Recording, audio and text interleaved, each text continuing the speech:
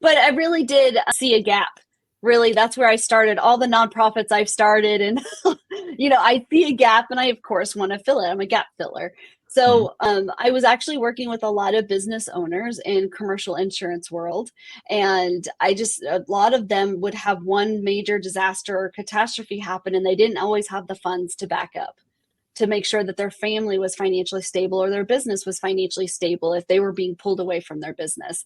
So I was like, okay, I never wanted to be in the financial world, but I love numbers. I love calculus. I love all the things. So why not?